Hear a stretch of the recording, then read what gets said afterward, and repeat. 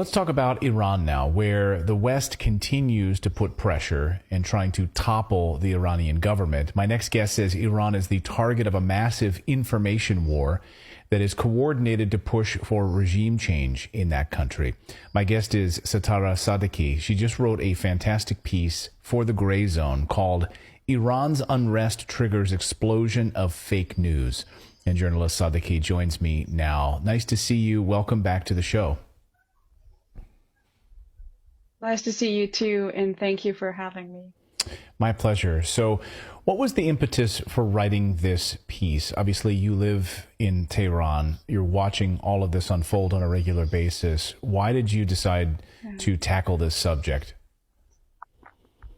Yeah, so basically, I studied in Tehran, but now I live in Isfahan, where I was born, and I wrote that piece together with my friend, colleague, and co-host Christopher Weaver, who lives in the U.S. And the thing was, because I was observing everything, as you said, on a daily basis myself, things were like the things that I was seeing on Western media was like too crazy to feel anyone would believe that. But the thing is, when you live outside Iran and you don't have much access to, especially Persian speakers inside Iran, it becomes very difficult to understand what is true and what is not.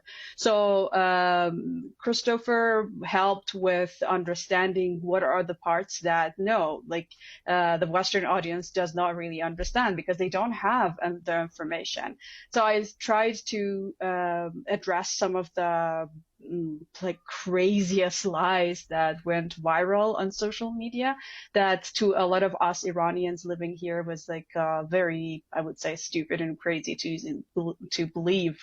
But it became very important when I saw that, especially on social media, there is almost nothing or next to zero information, authentic information about what was exactly happening inside Iran.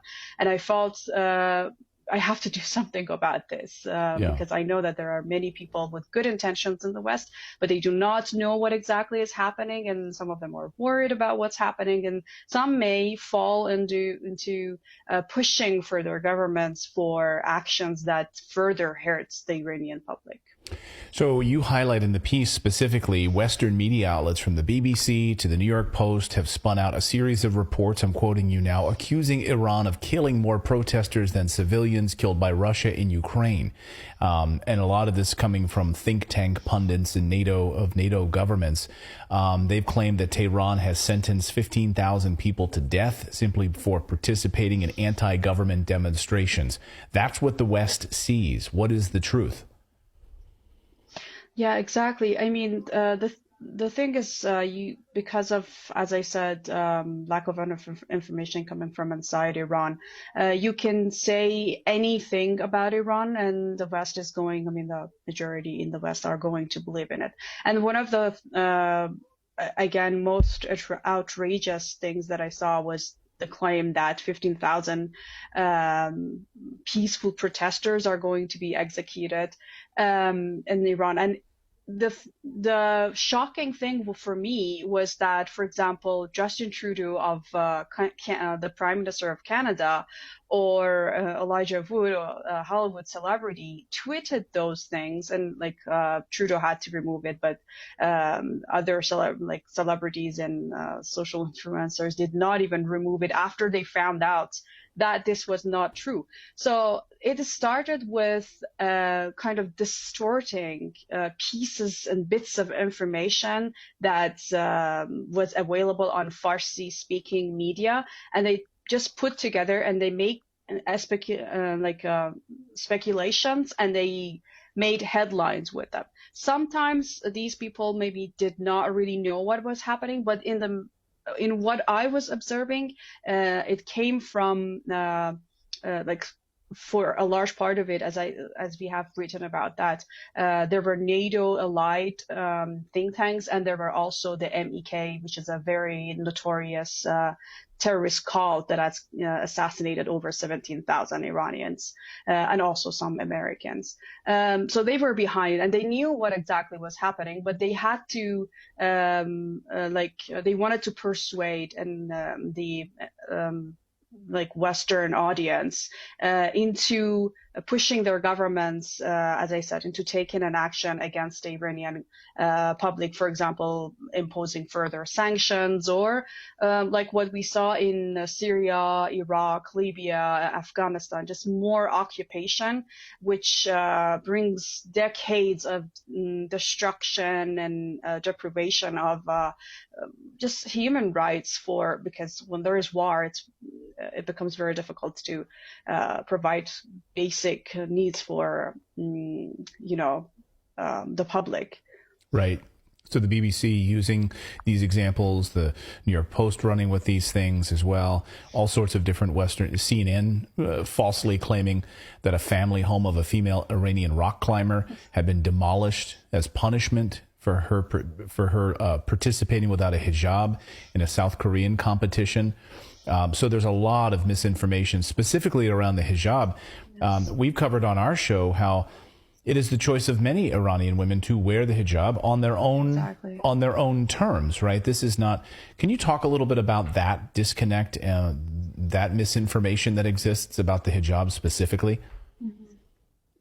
Yeah, I think it comes from these exceptionalist and cultural centrism mindset that things, the way people do things in the West is better and superior and more, closer to human rights observation. While there are, in different countries, people of different cultures observe their human rights and women's rights in a different way. I have actually interviewed some young university students who even took part in the legitimate protest that started just in September on my on my YouTube channel and podcast. We interviewed them, and I asked one of the protesters who was wearing the hijab more relaxed than the way I am wearing, and I asked her, if there was no mandatory hijab, would you be covering your head the same way that you are? And she was like, yes, it's not the issue for us and for many of us, even though at the same time there are women who want to have the freedom to choose what to wear, and we support them. We have, the thing that is often overlooked about Iranian women is that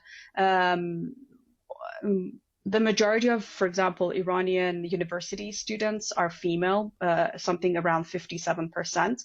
Wow. And women are very active and outspoken in the society. They have managed to change the laws to improve it for them through parliament elections, through NGOs. There are over 2,000 NGOs that are focused on women's rights inside Iran, and they are actively working. And because, as someone who has lived here for all my life, I have taken it for granted that women can freely observe a lot of rights that they have. So it becomes very difficult for me to understand how many in the West do not understand that. Well, yeah, this is this simple form of covering, head cover or dressing, is something that you might not see very often, but it's good to ponder and pause for a second and thought, maybe this is a woman's choice too, and this is what is happening. To give an example of how this Western media works, there are so many memes on the internet about how women were free before the popular revolution that we have in 1979, whereas now they're oppressed by men because they have to cover their heads. And you see images of the women in bikini on the beaches before the revolution and women with head covers after the revolution. But what those memes do not tell you is that, for example, the literacy rate changed from we have something close to over 90% of literacy rate now. Nobody talks about how over 90% of, for example, gynecologists in Iran are women. Nobody talks about how over 50% of university students now are women, whereas before the revolution that would never happen. So it's you take one cultural matter and you just focus on that, and then you provide an image which is totally distorted. That's remarkable.